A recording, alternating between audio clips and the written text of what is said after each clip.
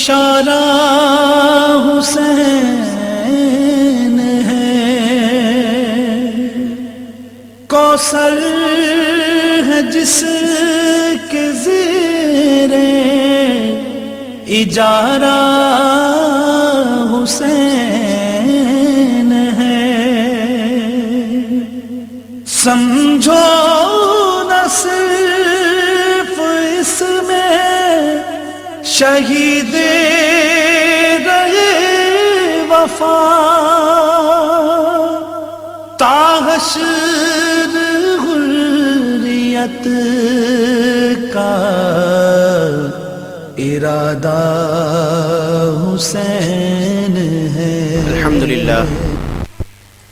الحمدللہ رب العالمین، الصلاة والسلام على سید الانبیاء والمرسلین وعلى آلہ واصحابہ ومن تبعهم بإحسان إلى يوم الدین، اما بعد، قال اللہ تبارک وتعالی في القرآن المجید والفرقان الحمید، اعوذ باللہ من الشیطان الرجیم، بسم اللہ الرحمن الرحیم۔ قال اللہ تبارک وتعالی قل لا أسألكم عليه أجرا إلا المودة في القربى، وقال تعالى في شان حبيبه إن الله وملائكته يصلون على النبي يا أيها الذين آمنوا صلوا عليه وسلموا تسليما، اللهم صل على سيدنا محمد وعلى آل سيدنا محمد وبارك وسلم۔ محترم ناظرین، دینست حسین کے عنوان سے نشا اسلامک کے اس پروگرام میں آپ تمام کا خیر مقدم ہے۔ نشا اسلامک کی جانب سے ماہ محرم کی خصوصی پیشکش دینست حسین میں آپ حضرات کی خدمت میں کچھ گزارشات لے کر حاضر ہوا ہوں۔ سب سے پہلے تو مبارکباد ہے کہ یہ جو کوشش نشا اسلامک کی کہ حضرت سیدنا امام علی مقام سیدنا امام حسین رضی اللہ عنہ کی سیرت پاک کو اور آپ کی قربانیوں کو عوام الناس تک پہنچانے کا جو نشا اسلامک کے انتظامیہ نے اپنی طرف سے یہ ایک بیڑا اٹھایا ہے، اس پر ان کو مبارکباد ہے۔ وقت کی ضرورت کو انہوں نے پورا کرنے کا ارادہ کیا، اللہ تبارک و تعالی ان کے اس ارادے میں انہیں کامیابی عطا فرمائے۔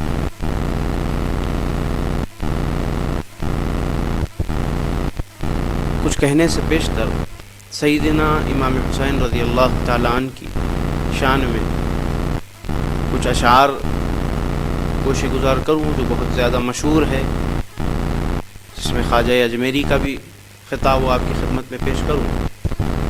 شاہست حسین بادشاہست حسین، دینست حسین دی پناہست حسین، شاہست حسین بادشاہست حسین، دینست حسین دی پناہست حسین، سرداد نداد دست در دست یزید، حقا کے بنائے لا الہ ہست حسین، سرداد نداد دست در دست یزید، حقا کے بنائے لا الہ ہست حسین۔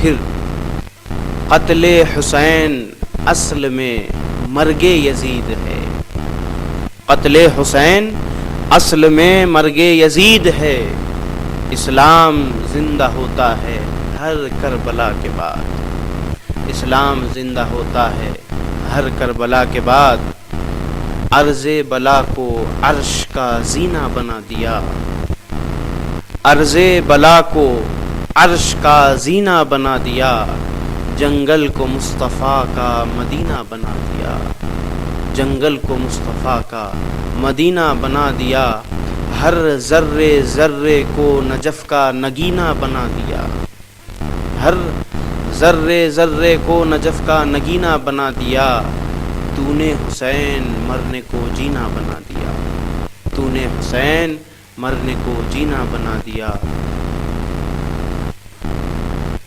عرض بلا کو عرش کا زینہ بنا دیا، جنگل کو مصطفیٰ کا مدینہ بنا دیا۔ سید صبت مصطفیٰ ابن شیر خدا، فرزند زہرا، سید الشہداء، امام علی مقام، حضرت سیدنا و سندنا و مرشدنا ابی عبداللہ الحسین ابن ابی علی ابن ابی طالب، شہید دشت کربلا علیہ السلام کے مناقب و فضائل میں محترم ناظرین، اللہ تبارک و تعالیٰ کی بے شمار آیات قرآنیہ ہم کو ملتی ہے۔ پہلے تو شہداء سے متعلق میرے اللہ تبارک و تعالیٰ کا ارشاد ہے کہ وَلَا تَقُولُوا لِمَنْ يُقْتَلُوا فِي سَبِيلِ اللَّهِ أَمْوَاتٌ، جو اللہ کی راہ میں قتل کیے جاتے ہیں، جو لوگوں کو، جو نفس، جو ذوات مقدسات اللہ کی راہ میں، اللہ کی محبت کے خاطر، اللہ کے دین کے غلبے کے خاطر، اللہ کے حبیب علیہ الصلاۃ والسلام کے لائے ہوئے دین کی حفاظت کے خاطر اپنی جان کو دے دیتے ہیں، ان کی یہ جان اللہ کے لیے دی جاتی ہے۔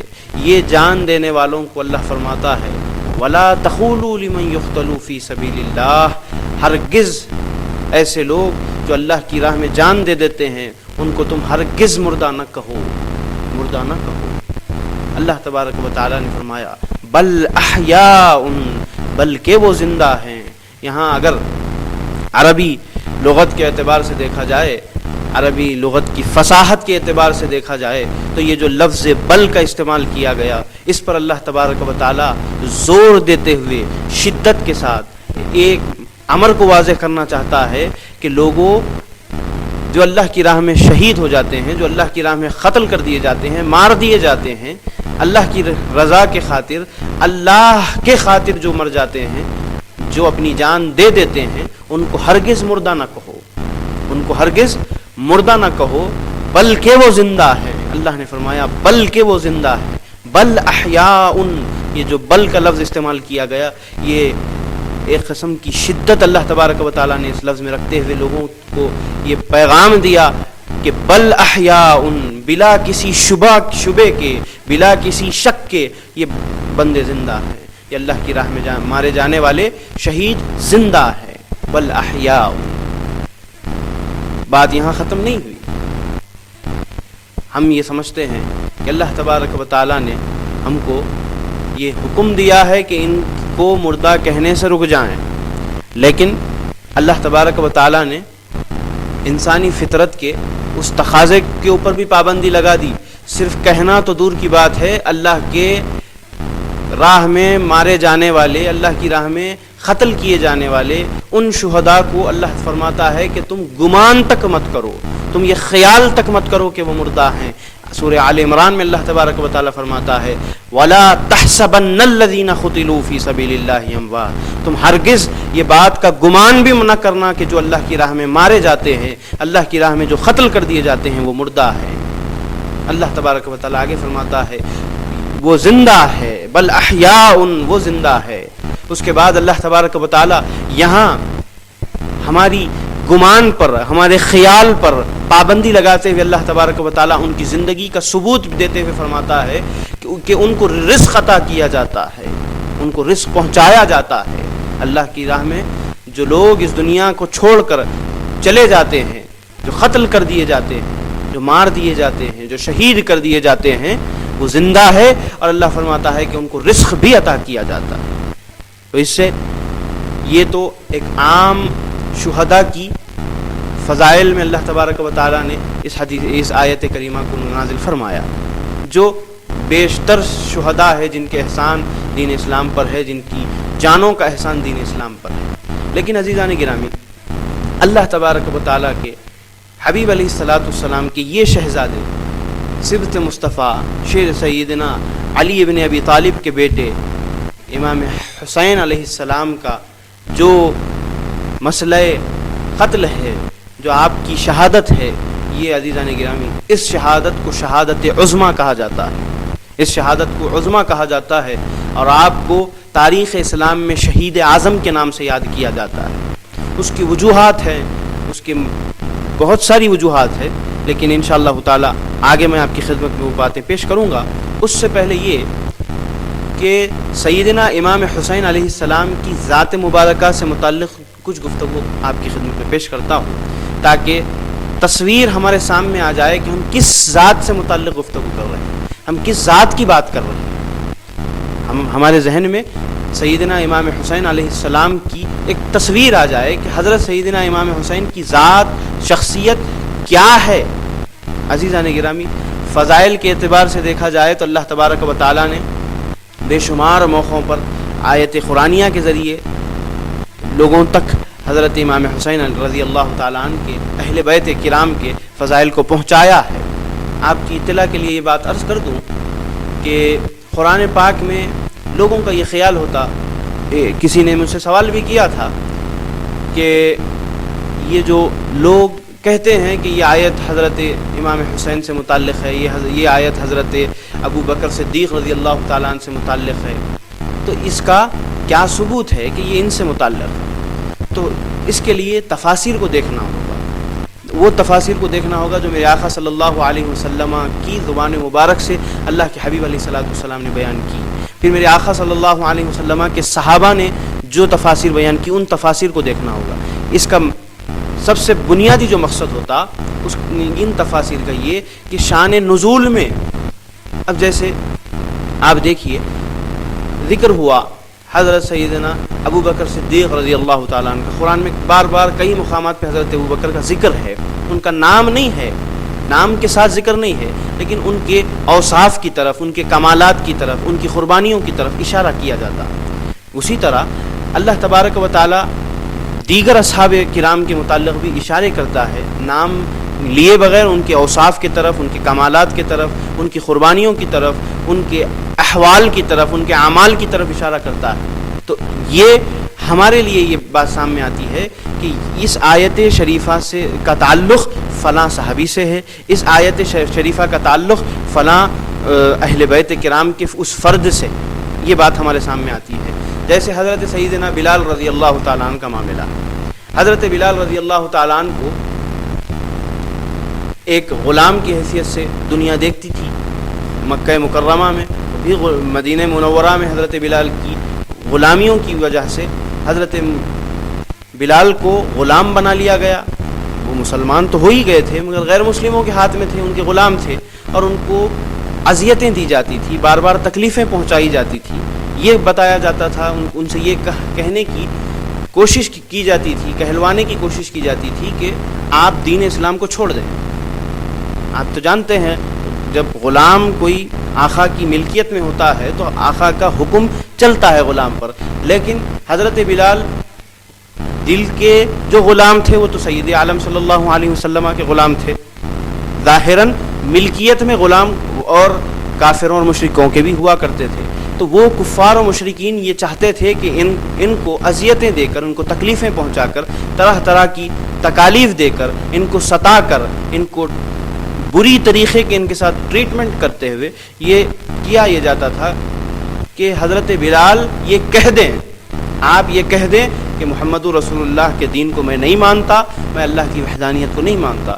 یہ کہلوانے کی کوشش کی جاتی تھی اور اذیتیں دی جاتی تھی۔ اس طرح کے اور بھی غلام تھے اس زمانے میں جو مسلمان تھے، جو اللہ کے حبیب پر ایمان لا چکے تھے، لیکن اوروں کی، غیروں کی ملکیت میں تھے، کافر و مشرکین کی ملکیت میں تھے۔ حضرت ابو بکر صدیق رضی اللہ تعالیٰ عنہ ان کے اس اذیتوں کو دیکھ کر، ان کی یہ جو تکالیف ان کو دی جا رہی ہے، اس کو دیکھ کر حضرت ابو بکر صدیق رضی اللہ تعالیٰ عنہ کیا کرتے تھے؟ منہ مانگی قیمتوں میں وہ غلاموں کو ان سے خرید کر لے کر آتے اور آزاد کر دیتے تھے۔ منہ مانگی قیمتوں میں وہ کہتے تھے حضرت ابو بکر کہ تم اس غلام کی قیمت لگاؤ، کتنی لگاتے، میں اس کو دیکھ کر خرید لیتا ہوں۔ لہٰذا وہ قیمت دے دیتے، جو اس نے قیمت کا مطالبہ کیا ہو وہ قیمت دے دیتے، دینے کے بعد پھر اس کو آزاد کر لیتے، لے کر آ کے پھر وہ اس غلام کو اپنے سے بھی آزاد کر دیتے، پہلے خرید لیتے پھر آزاد کر دیتے۔ اس امر کی طرف اشارہ کرتے ہوئے اللہ تبارک و تعالیٰ نے فرمایا اِلَّا ابْتِغَاءَ وَجْهِ رَبِّهِ الْأَعْلَى، یہ جو کچھ غلاموں کو آزاد کرانے والا عمل ہے، اللہ کے حبیب علیہ الصلوۃ والسلام کے اس صحابی کی طرف اشارہ کرتے ہوئے اللہ تبارک و تعالیٰ فرماتا ہے کہ یہ جو کچھ ان کا عمل ہے اِلَّا ابْتِغَاءَ وَجْهِ رَبِّهِ الْأَعْلَى، یہ کسی اور وجہ سے نہیں ہے بلکہ یہ صرف اللہ کی وجہ سے ہے، رب اعلیٰ کی وجہ سے ہے۔ رب اعلیٰ کی وجہ سے یہ غلاموں کو آزاد کرتے، غلاموں کو دگنی قیمتوں میں، منہ مانگی قیمتوں میں خرید لاتے ہیں اور آزاد کرتے ہیں۔ وَلَسَوْفَ يَرْضَىٰ، ان قریب اللہ تعالیٰ ان سے راضی ہو جائے گا۔ تو عزیزان گرامی، اس آیت شریفہ کا مصداق سیدنا ابو بکر صدیق کی ذات ہوئی۔ بتانا، مثال دے کر سمجھانا چاہتا ہوں کہ اس طرح بیشتر صحابہ اکرام کے متعلق ایسی باتیں ملتی ہے جس کا شان نزول آپ سمجھ سکتے ہیں۔ شان نزول کیا ہوتا؟ ایک واقعہ ہوتا ہے، اس پر اللہ تبارک و تعالیٰ جب احکامات نازل فرماتے یا کسی کی تعریف فرماتے تو اس کو شان نزول کہا جاتا، اس آیت شریفہ کا شان نزول دیکھا جاتا۔ تو یہ شان نزول میں کہیں نہ کہیں صحابہ کا ذکر ملتا۔ اب جس صحابہ سے وہ خاص ہوئی تو وہ کہتے ہیں کہ یہ ان کی فضیلت میں ہے، جس طرح کہ میں نے ابھی آیت شریف آپ کو سنانے کی سعادت حاصل کی، اِلَّا ابْتِغَاءَ وَجْهِ رَبِّهِ الْأَعْلَى وَلَسَوْفَ يَرْضَىٰ، یہ خاص ہے سیدنا ابو بکر صدیق رضی اللہ تعالیٰ عنہ کے لیے۔ اور پھر اس آیت شریفہ کے اندر وہ عام دیگر جو لوگ بھی ہیں جنہوں نے اس طرح کے عمل کیے ہوں کہ لوگوں غلاموں کو آزاد کرا، غلاموں کو خرید لائے اور پھر آزاد کر دیے، یہ بھی لوگ اس میں شامل ہو جاتے ہیں، لیکن خاص سیدنا ابو بکر کی ذات ہے۔ اسی طرح آپ دیکھیے کئی اور صحابہ کرام کے اذکار ملتے ہیں، ذکر ملتے ہیں پس منظر میں، قرآنی آیت کے نزول کے پس منظر میں، اس کو شان نزول وغیرہ کہا جاتا ہے۔ تو حضرت سیدنا امام حسین رضی اللہ تعالیٰ عنہ کی عظمت کی جہاں بات آئی تو عزیزان گرامی، سیدنا امام حسین رضی اللہ تعالیٰ عنہ کی بات یہ کہ آپ اہل بیت اطہار رسول اللہ میں ہے۔ سیدنا امام حسین رضی اللہ تعالیٰ عنہ وہ فرد فرید ہے جس کا تذکرہ اہل بیت کرام میں بڑی اہمیت کا حامل ہے۔ اگر کوئی یہ کوشش کرے، کوئی یہ سازش کرے کہ اور یہ کوئی کہے کہ حضرت سیدنا امام حسین رضی اللہ تعالیٰ عنہ اہل بیت سے نہیں ہے تو پھر وہ سیدھا سیدھا احادیث متواترہ کا منکر ہے۔ جو احادیث متواتر یعنی ریپیٹڈ جو احادیث ہوتی ہے، اللہ کے حبیب صلی اللہ علیہ وسلم نے بار بار فرمایا اور اسی حدیث کو کئی صحابیوں نے روایت کیا، کئی طریقوں سے، کئی اسناد کے ساتھ وہ روایت آتی ہے، تو اس حدیث کو حدیث متواتر کہتے ہیں۔ اور احادیث متواتر کے ذریعے ہم تک یہ بات پہنچی ہے کہ سیدنا علی شیر خدا رضی اللہ تعالیٰ عنہ، سیدتی نساء بی بی فاطمۃ الزہرا رضی اللہ تعالیٰ عنہ، سیدنا امام حسن، سیدنا امام حسین رضی اللہ تعالیٰ عنہم، یہ لوگ اہل بیت کرام میں ہیں، اللہ کے حبیب کے گھر والوں میں ان کا شمار ہوتا ہے۔ بلکہ صحیح مسلم میں امام مسلم نے ایک روایت نقل فرمائی ہے، جب حضور پاک علیہ الصلوۃ والسلام کے اوپر یہ آیت شریفہ نازل ہوئی، انما اللہ تبارک و تعالیٰ چاہتا ہے، انما یرید اللہ لیذہب عنکم الرجس، اللہ چاہتا ہے، بے شک اللہ چاہتا ہے کہ اے حبیب آپ کے گھر والوں کو پاکیزگی عطا کرے اور ان کو یطہرکم تطہیرا کی مسند پر فائز کر دے۔ تو اس آیت شریفہ کا جب نزول ہوا، یہ آیت شریفہ کے نازل ہونے کے بعد اللہ تبارک و تعالیٰ کے حبیب علیہ الصلوۃ والسلام نے سیدنا بی بی فاطمۃ الزہرا رضی اللہ تعالیٰ عنہا کو بلایا، پھر سیدنا امام حسن اور امام حسین کو بلایا، پھر سیدنا مولا علی کو بلا کر اپنی ردائے مبارک یعنی اپنی چادر جو ہوتی، جو شال جسے کہا جاتا، وہ ردائے مبارکہ میں ان تمام کو لے لیا۔ یہ سیدنا علی رضی اللہ تعالیٰ عنہ، سیدنا بی بی فاطمۃ الزہرا، سیدنا امام حسن، امام حسین، ان چاروں ذوات مقدسات کو اپنی چادر مبارک میں اللہ کے حبیب نے لے لیا اور فرمایا اللہم ہؤلاء اہل بیتی، اے اللہ یہ میری اہل بیت ہے، اے اللہ یہ میری اہل بیت ہے، تو اس اہل بیت کو، میرے یہ جو اہل بیت ہے جو تو نے وعدہ کیا کہ ان کو تو پاکیزگی عطا کرتا ہے، تو اے اللہ ان کو پاکیزگی عطا کر، اور تطہیرہ کی، یطہرکم تطہیرہ کی جو بات تو نے کہی، وہ یطہرکم تطہیرہ کی مسند پر ان کو بٹھا دے۔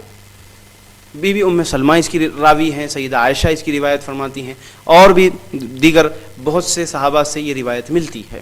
امام مسلم نے بھی اس کو نقل فرمایا ہے، امام ترمذی نے نقل فرمایا ہے، صحاح ستہ کے ائمہ حدیث نے روایت کیا، اور امہات الکتب جو حدیث کی ہوتی ہیں، حدیث شریف کی ہوتی ہیں، ان میں کئی ائمہ حدیث نے روایت کیا ہے۔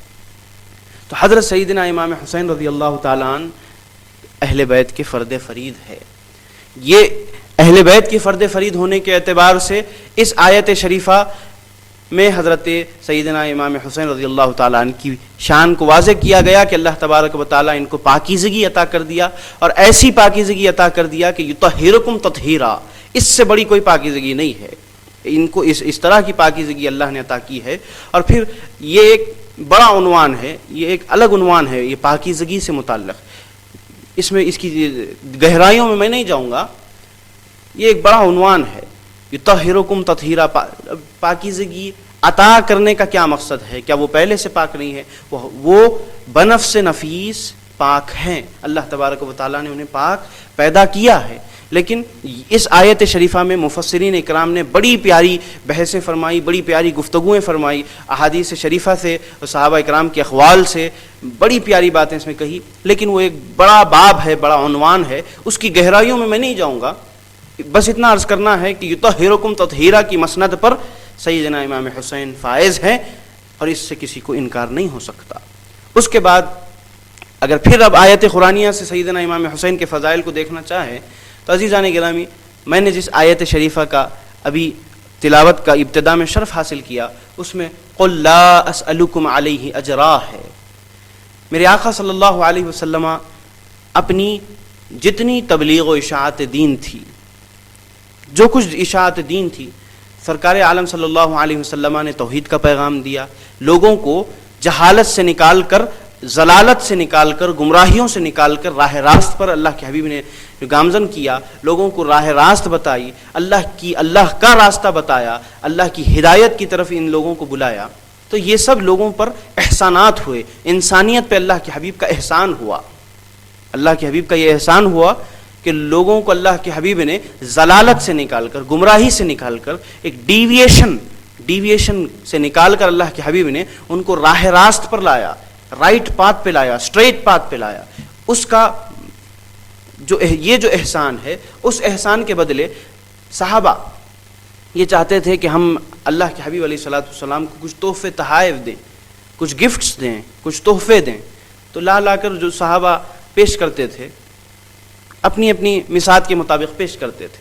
تب اللہ تبارک و تعالیٰ نے اپنے حبیب سے یہ آیت شریفہ نازل فرمائی اور فرمایا، اے حبیب آپ لوگوں سے فرما دیجئے، آپ لوگوں سے کہہ دیجئے، قل لا اسألکم علیہ اجرا، میں تم سے میری اتنے جو احسانات مجھ پر، تم پر جو میرے اتنے احسانات ہیں، سارے کچھ احسانات کا بدلہ نہیں مانگتا۔ میرا جو احسان تم پر یہ ہے کہ میں نے تم کو اللہ کا راستہ بتایا، دین حق کی طرف بلایا، زندگی کا سلیقہ سکھایا، ضلالت سے نکال کر، گمراہیوں سے نکال کر راہ راست پر، ہدایت کی طرف تم کو میں نے تمہاری زندگیوں کو موڑا۔ یہ جو تمام میرے احسانات تم پر ہے، اے حبیب آپ فرما دیجئے میں تم سے اس کا بدلہ ہرگز نہیں مانگتا۔ قل لا اسألکم علیہ اجرا، میں کسی قسم کا اجر اس پر تم سے نہیں مانگتا، بس میں تم سے چاہتا یہ ہوں، بس میں تم سے بس اتنی چیز چاہتا ہوں، اگر تم مجھے کچھ دینا ہی چاہتے ہو، اگر تم مجھے کچھ دینا ہی چاہتے ہو، تمہارا یہ یقین ہے، تم میرے سے اتنی محبت کرتے ہو کہ یہ سمجھتے ہو کہ احسان ہے اللہ کے حبیب کا، تو کچھ تحفے دیں، کچھ ہدیے دیں، کچھ نذرانے دیں۔ اگر تم مجھے کچھ دینا ہی چاہتے ہو تو اے حبیب آپ فرما دیجئے الا المودۃ فی القربى، کہ میرے قرابت داروں سے محبت کرو۔ قل لا اسألکم علیہ اجرا، میں تم سے کسی چیز کا سوال نہیں کرتا، کسی اجر کا سوال نہیں کرتا میرے تمام احسانات کے بدلے، مگر یہ اگر تم مجھے دینا چاہتے ہو تو الا المودۃ فی القربى، تم میرے قرابت داروں سے، میرے گھر والوں سے محبت کرو۔ صحابہ نے میرے آقا صلی اللہ علیہ وسلم سے دریافت کیا، یا رسول اللہ اس آیت شریفہ کی روشنی میں کس کی محبت ہم پر واجب آئی، یعنی ہم کس سے محبت کریں؟ یہاں قرابت دار سے مراد کون ہے؟ امام ترمذی حدیث شریف لاتے ہیں یہاں خرابت دار سے مراد کون ہے؟ تو میرے آقا صلی اللہ علیہ وسلم نے ارشاد فرمایا علی و فاطمۃ و حسن و حسین، علی سے محبت کرو، فاطمہ سے محبت کرو، حسن اور حسین سے محبت کرو، یہ میرے خرابت دار ہیں۔ عزیزان گرامی، اس آیت شریفہ کے حصے میں، اس آیت شریفہ کے ذکر میں آپ دیکھیں تو سیدنا امام حسین کی شان چھپی ہے۔ حضرت امام حسین علیہ السلام کو اللہ تبارک و تعالیٰ نے اس آیت شریفہ کے ذریعے لوگوں پر ان کی محبت کو واجب کر دیا۔ کئی علماء کرام، اکابر علماء کرام، متقدمین علماء کرام فرماتے ہیں، بڑے بڑے جلیل القدر علماء کرام، میں ان علماء کی بات کر رہا ہوں، ان محدثین کی بات کر رہا ہوں جو ابتدائی دور میں آئے، جو ابتدائی دور علم میں آئے، آج سے تقریباً 800 900 1000 1200 سال پہلے کے جو علماء ہیں، جن کو مقدمین علماء کہا جاتا، جو فقہا ہے، جو محدثین ہے، انہوں نے کہا کہ اس آیت شریفہ کی روشنی میں حضرت علی شیر خدا سے، حضرت فاطمۃ الزہرا سے، حضرت امام حسن اور امام حسین علیہم السلام سے محبت واجب آتی ہے، ہر مومن پر ان کی محبت واجب آتی ہے۔ یہ تو احادیث شریف، آیت شریفہ سے آپ کو سیدنا امام حسین سے کی عظمت ملی، فضائل ملے، اور بھی بے شمار احادیث ہے، بے شمار آیات شریفہ ہے، اور بھی بے شمار آیات شریفہ ہے جس میں میرے امام سیدنا امام علی مقام کے فضائل بیان کیے گئے ہیں، ان کا ذکر آیا۔ لیکن عزیزان گرامی، اب آئیے احادیث نبویہ کی طرف دیکھیں گے۔ قرآن پاک سے اللہ تبارک و تعالیٰ نے پیغام دیا لوگوں کو کہ ان سے محبت کرو، اور اللہ نے ان کی تطہیر کا اعلان کیا، ان کی پاکیزگی کا اعلان کیا۔ اس کے بعد میرے آقا صلی اللہ علیہ وسلم نے پھر کیا فضائل بیان کیے۔ مجموعی طور پر دیکھا جائے، اگر کلیکٹیولی دیکھا جائے تو یہ اہل بیت کرام کے بے شمار فضائل ہے، بے شمار فضائل ہے۔ حضور صلی اللہ علیہ وسلم سے ان کا تعلق، ان کا ربط اتنا مضبوط، اتنا گہرا ہے کہ امت مسلمہ حضور پاک علیہ الصلاۃ والسلام کی محبت تک، حضور پاک علیہ السلام کی ہدایت تک، حضور پاک علیہ الصلاۃ والسلام کی قربت اس وقت تک نہیں پا سکتی جب تک کہ ان اہل بیت کرام سے محبت نہ ہو جائے، ان اہل بیت کرام سے قرب نہ ہو جائے، ان اہل بیت کرام کی عظمت کو سمجھ کر ان سے قریب نہ ہو جائے، اس وقت تک حضور تک نہیں پہنچ سکتے۔ میرے آقا صلی اللہ علیہ وسلم نے ارشاد فرمایا انی قد ترکت فیکم، خطبہ حجۃ الوداع میں فرمایا کہ میں تم میں دو بھاری چیزیں چھوڑے جا رہا ہوں۔ صحیح مسلم کی حدیث شریف ہے، اور دیگر ائمہ حدیث نے بھی روایت کو لایا ہے۔ میرے آقا نے فرمایا کہ میں تم میں دو بھاری چیزیں چھوڑے جا رہا ہوں، دو بھاری چیزیں چھوڑے جا رہا ہوں، ایک دوسرے پر دونوں بھاری ہے، وزندار ہے۔ اور پھر حضور صلی اللہ علیہ وسلم نے فرمایا اول کتاب اللہ، پہلی چیز یہ ہے کہ کتاب اللہ ہے۔ اگر تم اس کتاب کو مضبوطی سے تھام لو، اس کتاب کو مضبوطی سے پکڑ لو، اور پھر جو دوسری چیز ہے، پہلی تو کتاب اللہ ہے، پہلی تو قرآن ہے، کتاب اللہ یعنی قرآن ہے، قرآن مجید ہے، اور دوسری چیز فرمایا اہل بیتی عطرتی، میری اہل بیت ہے، دوسری چیز میری اہل بیت ہے۔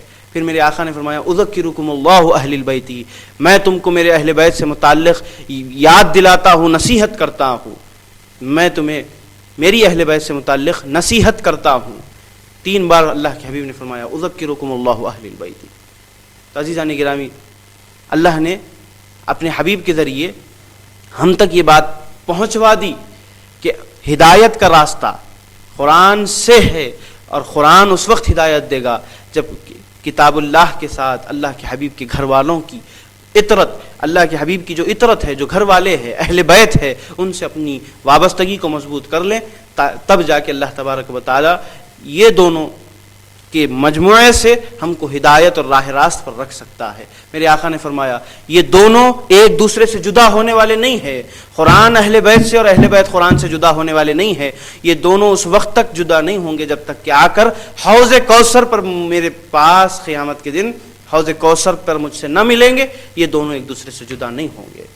تو اہل بیت سے متعلق میرے آقا نے مجموعی طور پر ان کی شان یہ بتا دی کہ لوگوں، ہدایت تو تم کو قرآن دے گا، لیکن اس وقت ہدایت دے گا جب تم میری اہل بیت سے اپنے وابستگی کو مضبوط کر لو، میری اہل بیت سے اپنے دامن کو مضبوط کر لو، خوب اہل بیت سے محبت اور وارفتگی کو بڑھا لو، اس وقت اللہ تبارک و تعالی تم کو ہدایت اور راہ راست پر رکھے گا۔ یہ تو مجموعی طور پر اہل بیت کی فضائل ہیں۔ اب دیکھیں سیدنا امام حسین رضی اللہ تعالیٰ عنہ کے کیا فضائل ہیں۔ میرے آقا صلی اللہ علیہ وسلم نے بے شمار موقع پر حضرت امام حسن اور امام حسین کے فضائل بیان کیے۔ ایک دو حدیث پاک سناتے ہوئے آتا ہوں گفتگو کی طرف۔ یہ دو حدیث شریف میں جو آپ کو سنا رہا ہوں، یہ حضور پاک علیہ الصلوۃ والسلام نے ارشاد فرمایا، حسین منی و انا من الحسین، حسین مجھ سے ہے اور میں حسین سے ہوں، حسین مجھ سے ہے اور میں حسین سے ہوں۔ اس حدیث پاک کو ذہن میں رکھیں کہ اللہ کے حبیب نے اپنی نسبت حسین کی طرف کی اور حسین کی طرف اپنی نسبت کی، حسین کی نسبت کو اپنی طرف کیا، اپنی نسبت کو پھر حسین کی طرف کر کے لوگوں کو اس کے اندر ایک مخفی، ایک چھپا ہوا پیغام جو تھا وہ لوگوں کو دیا کہ لوگوں، حسین مجھ سے جدا نہیں ہے، حسین کا ایک ایک قدم، حسین کی ایک ایک ادا، حسین کا ایک ایک قول، حسین کا ایک ایک عمل میرا عمل ہے، حسین جو کرے یہ سمجھ لینا کہ وہ عمل مصطفیٰ کا ہے، حسین جو ادا پر قائم ہو جائے وہ سمجھ لینا کہ یہ ادا مصطفیٰ کی ادا ہے۔ حسین منی و انا من الحسین، حسین مجھ سے ہے اور میں حسین سے ہوں۔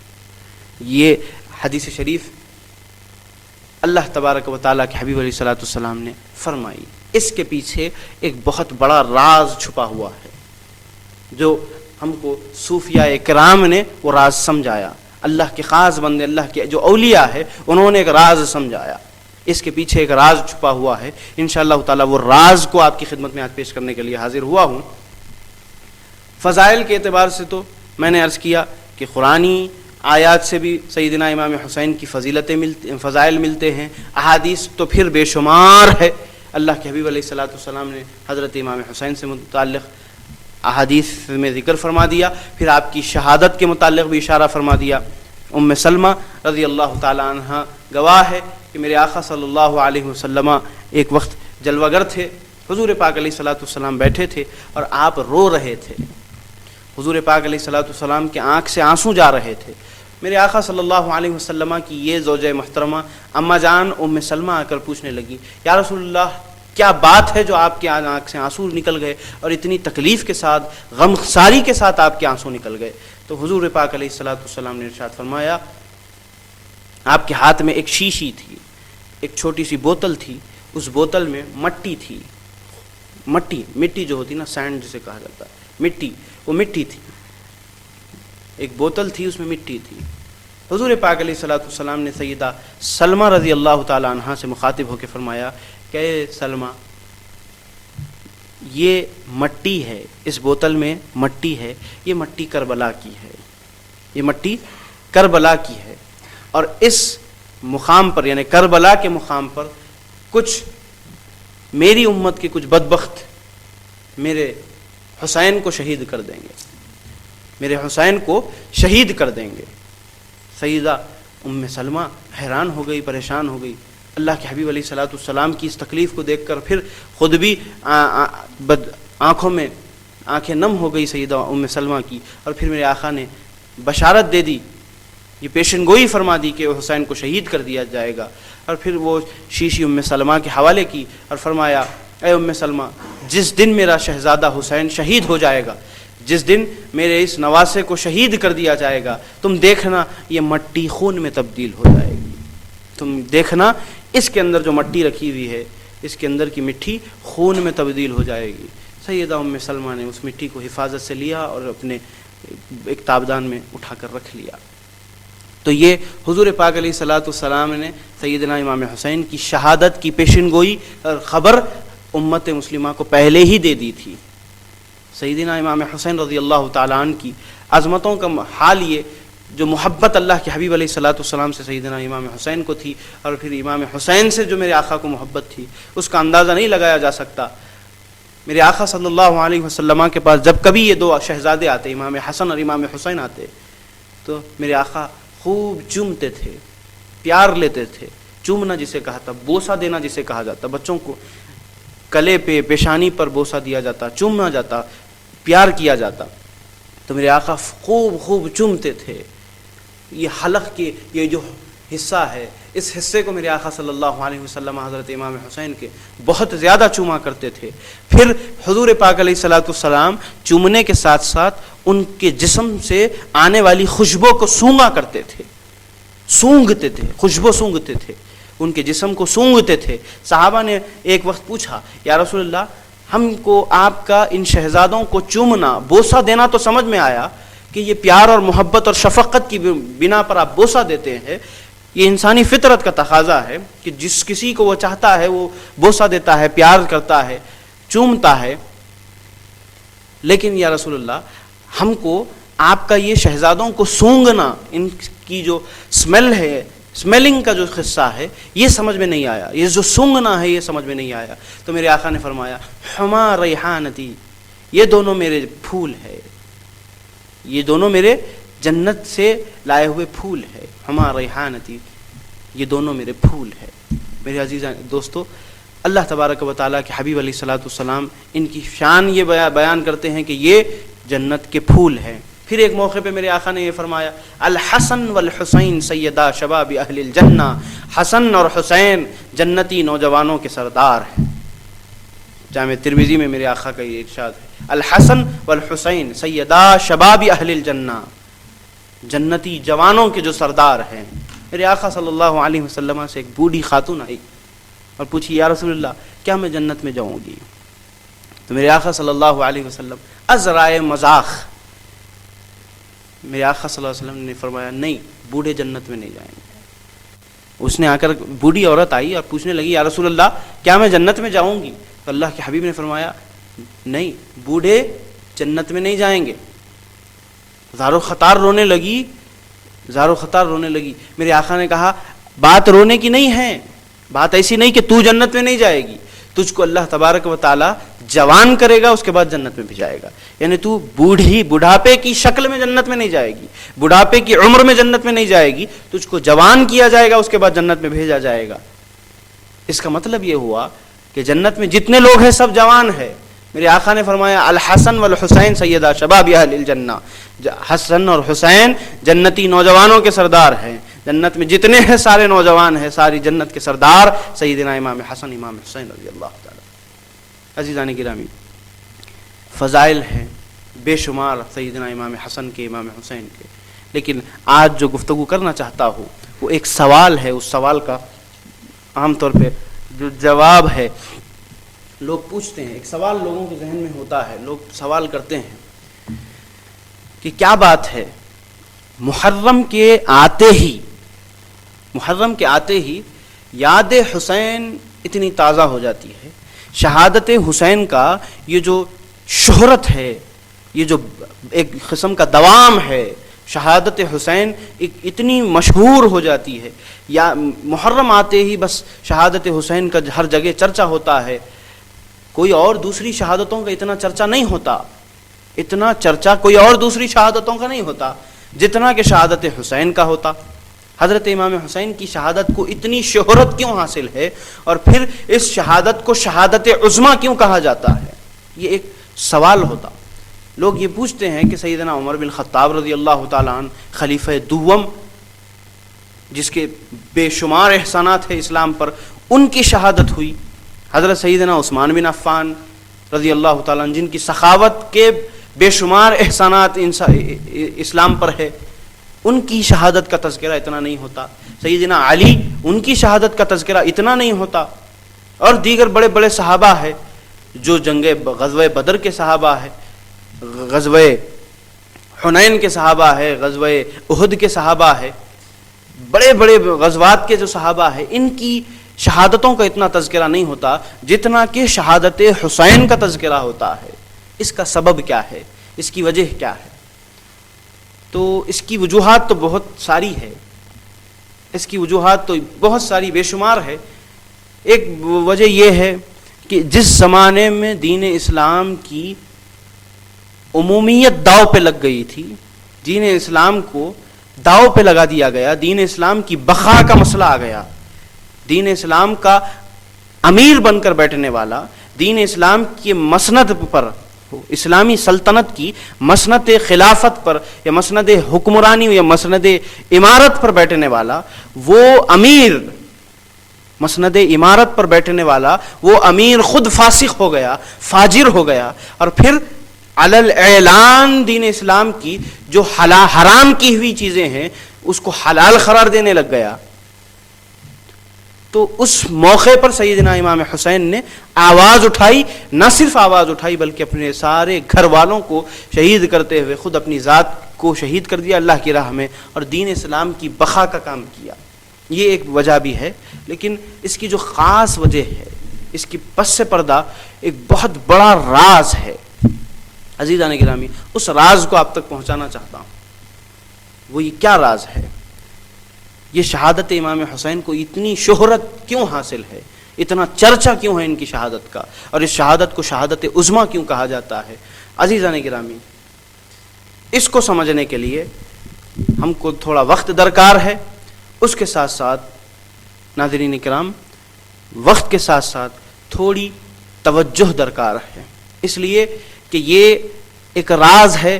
یقیناً کسی راز کو اگر جاننا ہے تو پھر وہ بزرگوں کی صحبتوں کی وجہ سے، اللہ والوں کی دین کی وجہ سے وہ آتی ہے، تو اس کو پہنچانے کے لیے تھوڑی حوالے، تھوڑے دلائل، تھوڑے عقلی اور فہمی گفتگو ضروری ہوتی ہے۔ اس کے لیے آپ تمام حضرات کی توجہ میں اس طرف چاہتا ہوں کہ اللہ تبارک و تعالی نے یہ جو شہادت سیدنا امام حسین کو دی، یہ جو شہادت ہے امام حسین علیہ السلام کی شہادت۔ اور ایک بات یہاں پہ عرض کر دیتا ہوں، عام طور پہ لوگوں کا یہ خیال ہوتا ہے کہ انبیاء کے علاوہ کسی کے ساتھ علیہ السلام کا لفظ استعمال نہ کیا جائے، انبیاء کے علاوہ کسی اور کے ناموں کے ساتھ، یعنی اہل بیت کے ساتھ یا کسی اور کے ناموں کے ساتھ علیہ السلام کا لفظ استعمال نہ کیا جائے۔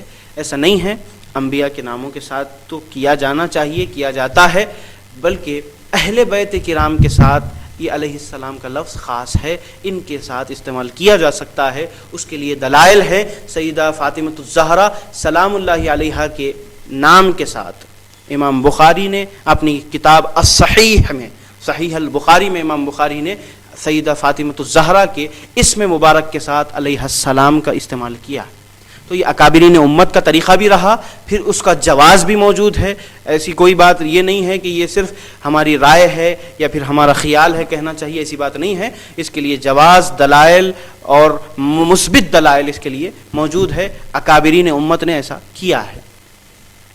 میں عرض کر رہا تھا کہ حضرت امام حسین علیہ السلام کی جو شہادت ہے، وہ شہادت در حقیقت سیرت محمدی صلی اللہ علیہ وسلم کا باب ہے۔ یہ شہادت حسین اصل میں حضور پاک علیہ الصلوۃ والسلام کی سیرت کا ایک حصہ ہے، حضور پاک علیہ الصلوۃ والسلام کی سیرت کا ایک چیپٹر ہے، حضور پاک علیہ الصلوۃ والسلام کی سیرت کا ایک پارٹ ہے، پارٹ اینڈ پارسل ہے۔ عزیزان گرامی، اس کو سمجھنے کی ضرورت ہے۔ شہادت حسین در حقیقت سیرت محمدی کا حصہ ہے، اس لیے اس شہادت کو شہرت اور اس لیے اس شہادت کو شہادت عظمیٰ کہا جاتا ہے، اور دنیا بھر میں ہر زمانے میں شہادت حسین سے لے کر آج تک اور تا صبح قیامت تک اس شہادت کو شہرت، دوام اور مشہوریت حاصل ہوگی، اس اعتبار سے کہ یہ شہادت عظمیٰ ہے۔ اس کی وجہ یہ ہے کہ یہ سیرت محمدی کا باب ہے، ایک حصہ ہے اللہ کے حبیب کی سیرت کا، سرکار پاک علیہ الصلوۃ والسلام کی سیرت کا، حیات طیبہ کا یہ حصہ ہے۔ وہ کس طرح ہے وہ آپ کی خدمت میں پوری امانت کے ساتھ، پوری ذمہ داری کے ساتھ پیش کرنے کی کوشش کروں گا۔ سب سے پہلے تو ایک بات یاد رکھ لیجئے، اللہ تبارک و تعالی نے قرآن پاک میں اہدنا الصراط المستقیم صراط الذین انعمت علیہم، یہ دعا ہم کو سکھلائی کہ اہدنا الصراط المستقیم، سورہ فاتحہ میں ہم جو پڑھتے ہیں، اے اللہ چلا ہم کو سیدھا راستہ، ان لوگوں کا راستہ جن پر تو نے انعام کیا، انعمت علیہم، صراط الذین، ان لوگوں کا راستہ جن پر تو نے انعام کیا۔ اب انعام یافتہ بندے کون ہیں؟ انعام نعمت سے ہے، اللہ کی نعمت جس پر ہوئی، جو اللہ کی نعمت خاصہ کے مستحق ہوئے، اللہ کی نعمت خاصہ کے مستحق ہوئے، وہ لوگوں کو انعام یافتہ کہا جائے گا۔ اور یہ انعام یافتہ بندے ہیں کون؟ انعام یافتہ بندے ہیں کون؟ تو اللہ تبارک و تعالیٰ قرآن پاک میں ارشاد فرما رہا ہے، اللہ کی اطاعت کرنے والے اور اللہ کے رسول کی اطاعت کرنے والے وہ لوگ ہیں، اولئک الذین انعم اللہ، وہ لوگ ہیں جن پر اللہ کا انعام ہوا۔ پھر انعام کا ذکر آیا، پھر نعمت کا ذکر ہوا۔ انعم اللہ، اللہ کا انعام ہوا۔ کس پر انعام ہوا؟ اللہ کا انعام ہوا کس پر؟ تو فرمایا من النبیین، نبیین پر اللہ کا انعام ہوا۔ نبیین اللہ کے انعام یافتہ بندے ہیں، اللہ کی نعمت کے مستحق جو ہوئے، اللہ کی نعمت خاصہ کے مستحق بندے جو ہوئے، وہ نعمت والے بندے، وہ انعام یافتہ بندے، وہ انعام یافتہ بندے کون ہے؟ تو سب سے پہلے ان کا ذکر کرتے ہوئے فرمایا من النبیین، وہ نبیین ہے۔ اور نبوت اللہ کی نعمت ہے، نبوت اللہ کی نعمت ہے۔ اس نعمت کو عطا کرنے کے بعد اللہ تبارک و تعالیٰ نے ان کو انعام یافتہ بندوں کے زمرے میں بتایا۔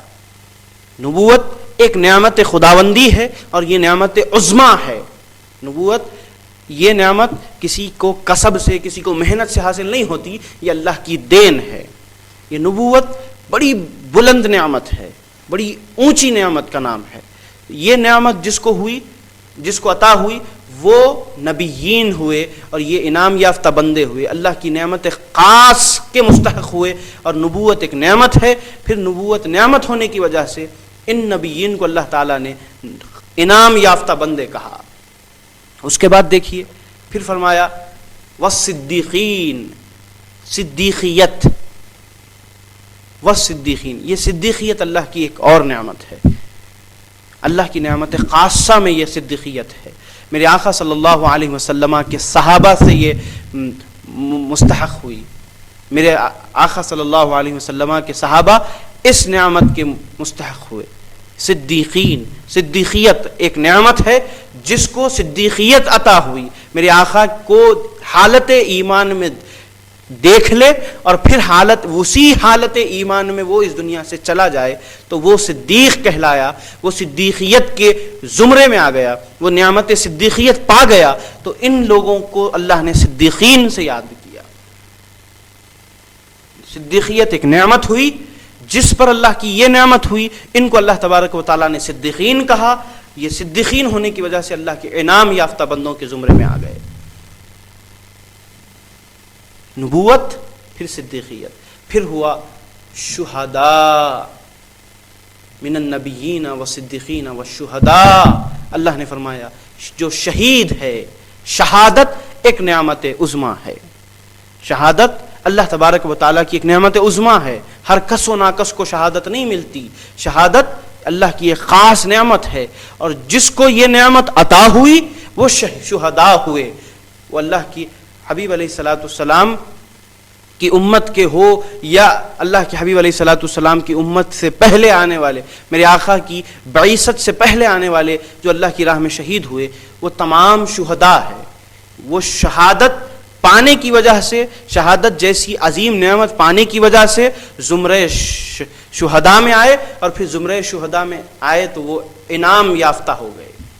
شہادت بھی ایک نعمت ہے، نبوت نعمت ہے، صدیقیت نعمت ہے، شہادت نعمت ہے، اور صالحیت چوتھا جو اللہ تبارک و تعالیٰ نے اس میں ذکر کیا، والشہداء والصالحین، والصالحین، یہ صالحین یعنی اچھے لوگ، نیک لوگ۔ صالحیت، یہاں پر صالح لوگ کا ذکر ہوا، تو صالحیت، یہ بات یاد رکھ لیجئے کہ صالحیت بھی اللہ کی ایک نعمت ہے۔ یہ صالحیت اللہ کی ایک نعمت ہے، اور جس کو یہ نعمت صالحیت عطا ہوئی وہ صالحین ہوئے، اور جو صالحین ہوئے وہ انعام یافتہ ہوئے۔ نبوت ایک نعمت، صدیقیت ایک نعمت، شہادت ایک نعمت، صالحیت ایک نعمت۔ یہ چار عظیم نعمتیں ہیں، یہ چار بڑی نعمتیں ہیں۔ اب یہ 4 بڑی نعمتیں جس جس کو عطا ہوئی وہ نعمت یافتہ، انعام یافتہ بندے کہلائے۔ یہ بات آپ واضح ہو گئی کہ نبوت نعمت خداوندی ہے، صدیقیت نعمت خداوندی ہے، شہادت نعمت خداوندی ہے، صالحیت نعمت خداوندی ہے۔ اس کے بعد عزیزان گرامی آپ کی خدمت میں یہ بات عرض کر دوں کہ روئے زمین پر جس کسی کو جو نعمت عطا ہوئی، جس کسی کو جو نعمت عطا ہوئی، پوری ذمہ داری کے ساتھ عرض کر رہا ہوں، پوری امانت کے ساتھ آپ کی خدمت میں یہ بات عرض کر رہا ہوں، جو اللہ کی نعمت روئے زمین پر تخلیق انسانیت سے پہلے، تخلیق کائنات سے لے کر آج تک اور صبح قیامت تک، اور پھر میدان حشر میں جس کو جو نعمتیں اللہ کی عطا ہونے والی ہے، وہ نعمتیں ساری میرے آقا صلی اللہ علیہ وسلم کے صدقے میں عطا ہونے والی ہے۔ اللہ تبارک و تعالیٰ نے وہ تمام نعمتوں کو میرے آقا کی ذات مقدسہ میں جمع کر دیا۔ حضور پاک علیہ الصلوۃ والسلام کی ذات اقدس میں ساری نعمتوں کو جمع کر دیا، روئے زمین پر تخلیق عالم سے لے کر آج تک، اور پھر قیامت تک، پھر حشر کے میدانوں تک۔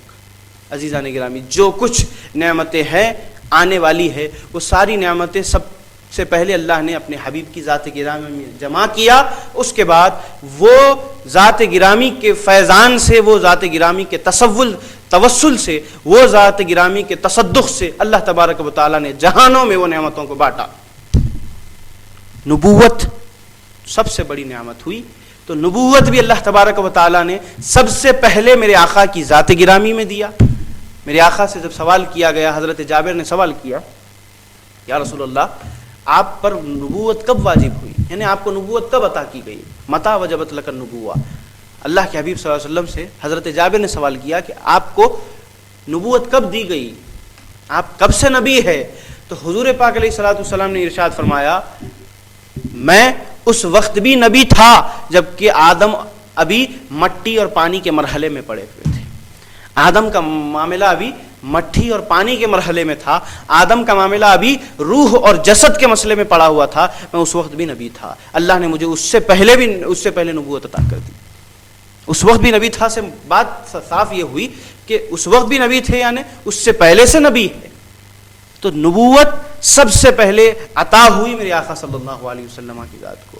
پھر میثاق جو نبیین کی آیت شریفہ قرآن پاک میں شاہد ہے کہ سب نبیوں کو نبوت کے تاج سے سرفراز کرنے سے پہلے اللہ تبارک و تعالیٰ نے سارے نبیوں کو عالم ارواح میں جمع کیا اور ان سے وعدہ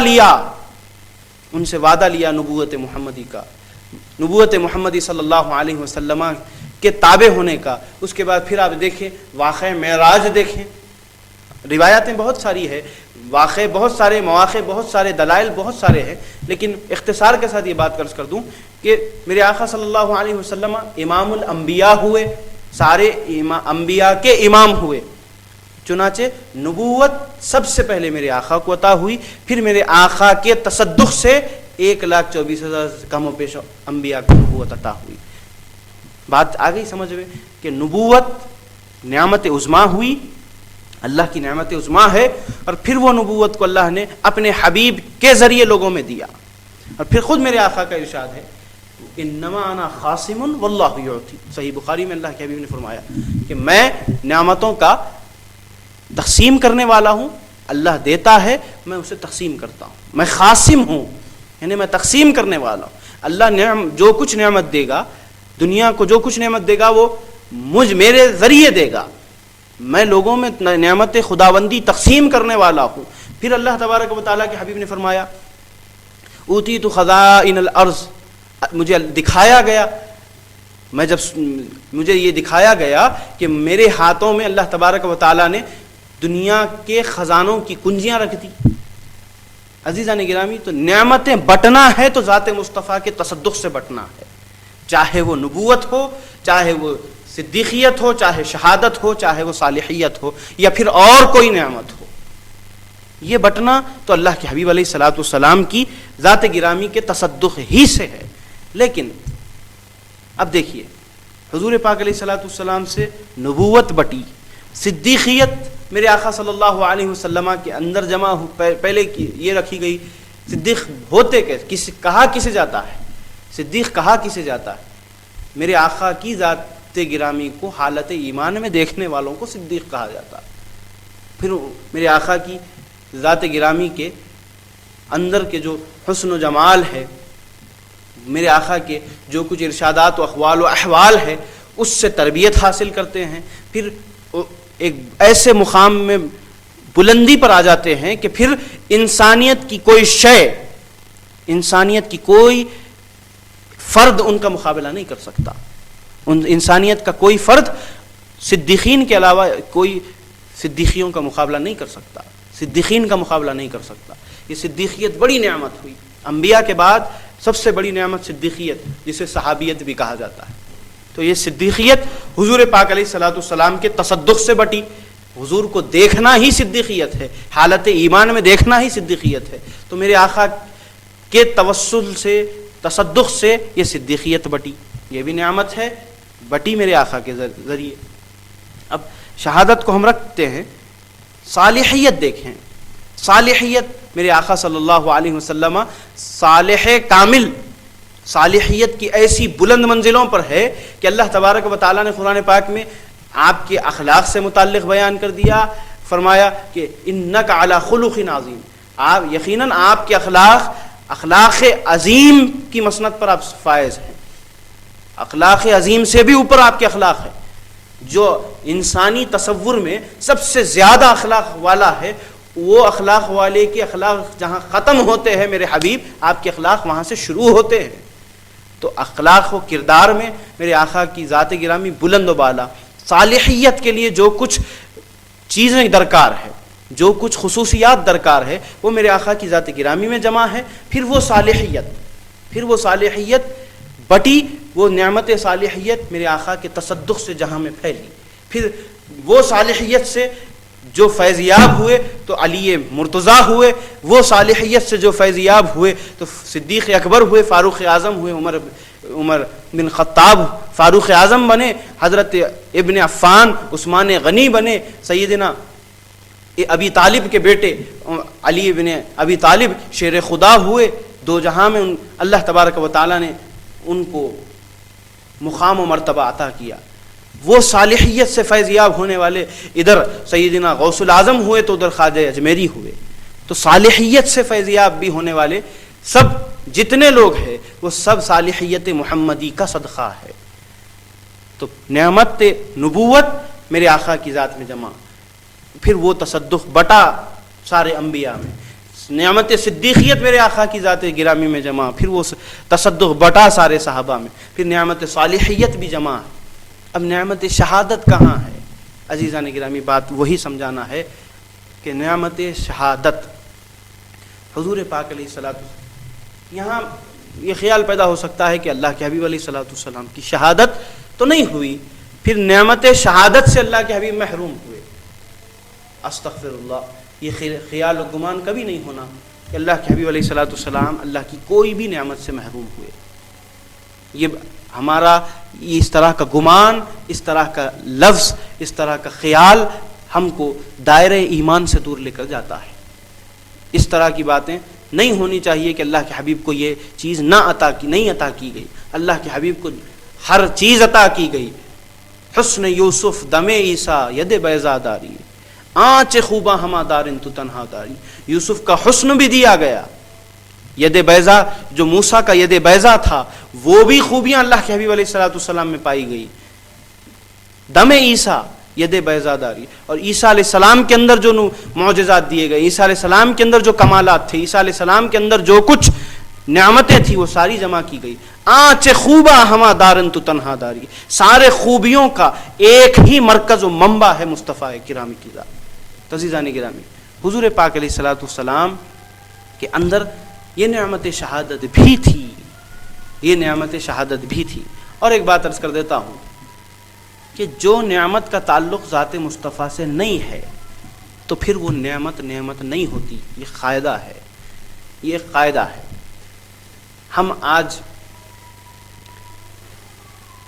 یہ نعمت، جو نعمت کا تعلق ذات مصطفیٰ سے نہیں ہوتا، بلکہ میں تو یہ کہوں گا کہ کوئی چیز نعمت نہیں ہوتی جب تک اس کا تعلق ذات مصطفیٰ سے نہ ہو جائے.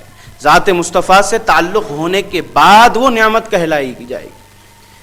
تو بلا تشبیہ و تمثیل عرض کرنا یہ کہ نعمت ہوتی اس وقت ہے کوئی چیز جب ذات مصطفیٰ سے اس کا تعلق ہو جائے. اس کے لیے ایک مثال دے دیتا ہوں. مثال یہ کہ ہمارے روزمرہ معاملات ہے. آپ دیکھیے ہم سواری کرتے ہیں تو ایک سے ایک بڑی عالی شان گاڑیاں ہمیں نظر آتی ہے روڈوں پر، لیکن ہم کو وہ کوئی خاص اس سے وہ نعمت نہیں دکھتی. عالی شان گاڑیاں آتی ہے، کروڑوں کی گاڑیاں، لاکھوں کی گاڑیاں روڈوں پہ آتی ہیں، نعمت نہیں دکھتی. وہ ایک اس کے پیچھے دولت نعمت ہوتی، لیکن وہ گاڑی نعمت نہیں ہوتی، اس لیے کہ وہ ظاہراً نہ بالواسطہ اس کا تعلق اللہ کے حبیب کی ذات سے نہیں ہے. یہ ایک مثال سمجھانے کے لیے عرض کر رہا ہوں.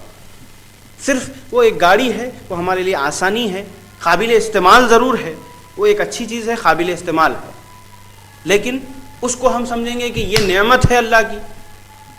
یقیناً اللہ کی نعمت وہ ذریعے سے ہے. گاڑی جو لفظاً اگر ہم پریکٹیکلی دیکھا جائے تو وہ گاڑی اللہ کی نعمت اس اعتبار سے ہمارے لیے اس میں بیٹھ کر پھرنا، جانا آنا، یہ جو معاملات ہے یہ معاملات ہمارے اپنے ہیں، اس کا تعلق اللہ کے حبیب کی ذات سے نہیں ہے. اس لیے وہ نعمت بڑی نعمت نہیں کہلائی جائے گی. اس کا تعلق پھر بالواسطہ وہ نعمت ہوگی، راست نعمت نہیں ہوگی. اسی طرح کوئی بھی عمل، کوئی بھی چیز اللہ کے حبیب علیہ الصلوۃ والسلام سے تعلق رکھتی ہے بالواسطہ یا راست، تو وہ نعمت والی ہوئی، وہی چیز نعمت والی ہوگی. اب یہ شہادت جو اتنی بڑی نعمت ہے، جس کے متعلق اللہ فرماتا ہے قرآن میں کہ شہید کو برا تم گمان تک مت کرو کہ وہ مردہ ہے. پہلے فرمایا بولو نہیں، اسے مردہ مت بولو، پھر فرمایا تم گمان تک مت کرو کہ وہ مردہ ہے. پھر شہداء کے متعلق بے شمار فضائل ہے کہ ان کا پہلا خطرہ خون زمین پہ گرنے سے پہلے اللہ تعالیٰ ان کی مغفرت کر دیتا ہے، ان کے درجات کو بلند کر دیتا ہے. مزید ان کے فضائل بیان کیے گئے. یہ تمام فضائل کا اطلاق کب ہوتا، کیوں ہوتا، کیسے ہوتا؟ اس لیے اس کا راست تعلق ذات مصطفیٰ سے. اگر یہ شہادت کا تعلق اللہ کے حبیب کی ذات سے نہیں ہوتا تو پھر شہادت تو ایک عام موت ہوتی. جس طرح عام موت ہوتی ہے، کسی کی مزاج کی ناسازی کی وجہ سے موت ہو جاتی ہے، کسی کی حادثے میں موت ہو جاتی ہے، اسی طرح کی ایک موت شہادت ہو جاتی. شہادت کو ساری موتوں میں اموات میں شہادت کو ایک فضیلت کیوں ہے؟ وہ اس لیے کہ اللہ تبارک و تعالیٰ کی راہ میں مارے جانے کا مسئلہ ہے، پھر اس کا تعلق اللہ کے حبیب کی ذات سے ہے. یہ بات تو سمجھ لینی چاہیے کہ اس کا تعلق اللہ کے حبیب کی ذات سے ہے. اب یہاں ایک سوال پیدا ہوتا کہ حضور پاک علیہ الصلوۃ والسلام سے متعلق تو ہم کو تاریخ میں، سیرت میں، احادیث میں یہ بات کہیں نہیں ملتی کہ اللہ کے حبیب کی شہادت ہوئی. پھر کیسے اللہ کے حبیب کے حصے میں شہادت آئی اور پھر کیسے وہ شہادت کا فیضان امت میں بٹا؟ یہ ایک سوال پیدا ہوتا ہے. تو عزیزان گرامی، اس کے لیے یہ پورا ہم مسئلہ سمجھ رہے ہیں. شہادت حسین شہادت محمدی کا حصہ، شہادت حسین سیرت محمدی کا حصہ ہے. سیرت محمدی کا ایک چیپٹر، ایک پارٹ ہے. حضور پاک علیہ الصلوۃ والسلام کی حیات کا، لائف کا ایک پارٹ ہے، part and parcel of the life ہے. اللہ کے حبیب کی زندگی کا ایک حصہ ہے حضرت امام حسین کی شہادت. اس کو سمجھنے کے لیے اتنی تفصیلات سمجھنے کی ضرورت ہے.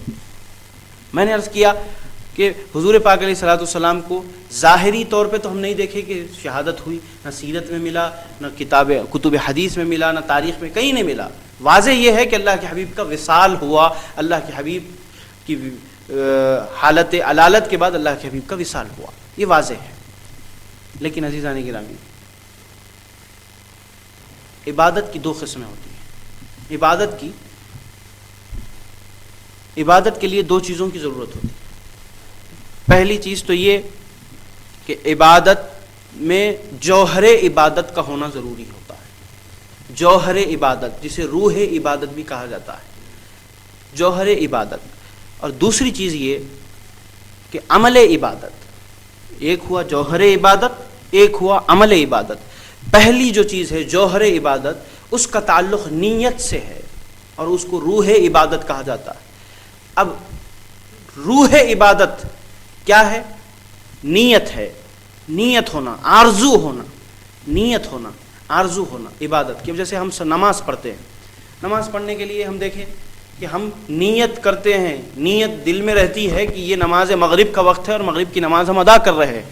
تو یہ جوہر نماز ہے، یہ عبادت کا جوہر ہے، روح عبادت اسے کہا جاتا ہے.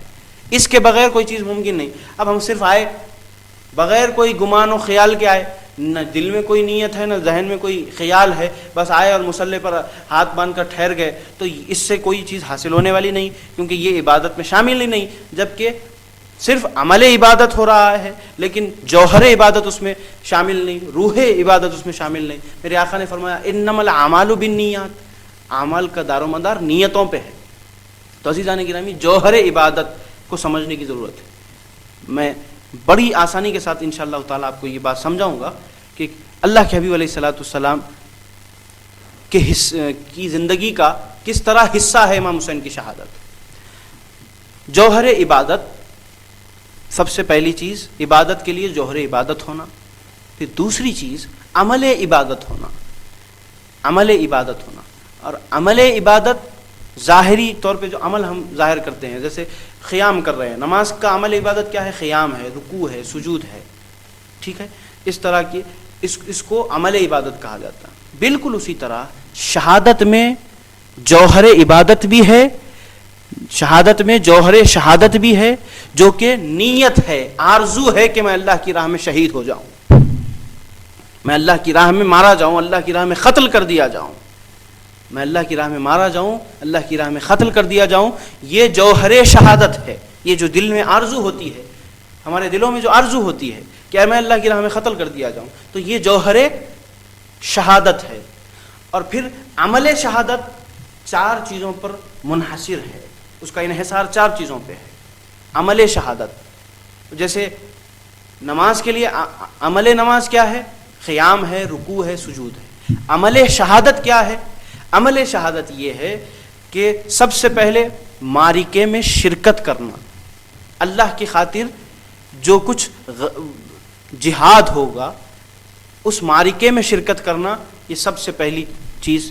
4 چیزوں پر عمل شہادت منحصر ہے. اس میں سب سے پہلا یہ کہ معرکے میں شرکت کرنا، معرکے میں شرکت کرنا، معرکے یعنی جنگ میں، جنگ میں اللہ کی خاطر جو لڑی جانے والی جنگ ہے، دین حق کے غلبے کے خاطر، اللہ کی بقا، اللہ کے نام کی بقا کے خاطر، اللہ کے دین کی بقا کے خاطر جو جنگ لڑی جاتی، وہ جنگ میں شرکت کرنا اس کا سب سے پہلا حصہ.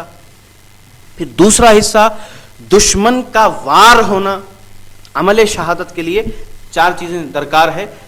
دوسرا حصہ، اس کا دوسری جو چیز درکار ہے وہ یہ کہ دشمن کا وار ہونا. پھر اس کے اندر تیسری چیز یہ ضروری ہے کہ دشمن کے وار سے زخمی ہونا، دشمن کے وار سے زخمی ہونا.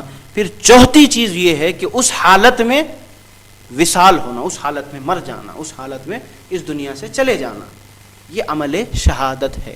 جوہر شہادت، آرزو شہادت رہنا، نیت شہادت ہونا کہ میں اللہ کی راہ میں شہید ہو جاؤں. عمل شہادت یہ کہ معرکے میں شرکت کرنا، دشمن کا وار ہونا اور اس وار میں زخمی ہونا، پھر اس حالت میں موت ہو جانا. یہ 4 چیزیں امپورٹنٹ ہیں، یہ 4 چیزیں ضروری ہے. اگر کوئی کسی کے پاس جوہر شہادت نہیں ہے، فرض کیجئے وہ راستے سے گزر رہا ہے اور دیکھا کہ بس جنگ ہو رہی ہے اور اس معرکے میں شریک ہو گیا اور پھر اپنے آپ کو بچا رہا ہے، شہادت کی کوئی نیت نہیں ہے، آرزو نہیں ہے، اپنے آپ کو بچا رہا ہے، اپنے آپ کو سیف کر رہا ہے. گھس تو گیا جنگ میں، تو شامل ہو گیا، مگر اپنے آپ کو سیف کرتے چلے جا رہا، اپنے آپ کو بچاؤ، اپنا خود کا بچاؤ کرتے جا رہا، اور اچانک اس کے ذہن میں کوئی گمان نہیں ہے کہ میں شہید ہو جاؤں، میں اللہ کی راہ میں مارا جاؤں، ایسا کوئی خیال نہیں ہے، اور اچانک اس کے اوپر ایک حملہ ہوتا ہے اور وہ اس حالت میں مر جاتا ہے، تو وہ شہادت نہیں ہوگی، وہ وہ صرف موت ہو جائے گی، وہ شہادت نہیں، کیونکہ روح جو شہادت ہے، روح شہادت آرزو شہادت ہے، روح شہادت آرزو شہادت ہونا وہی اس کے پاس نہیں تھی، وہ اپنے آپ کے بچاؤ کے لیے چل رہا تھا، اور تو پھر وہ شہادت پوری نہیں ہوئی۔ اس اعتبار سے یہ دو چیزوں کا ہونا شہادت میں ضروری ہے، روح شہادت کا ہونا اور عمل شہادت میں ان چار چیزوں کا ہونا، معرکے میں شرکت کرنا، دشمن کا وار ہونا، وار میں زخمی ہونا، پھر اس حالت میں موت ہونا۔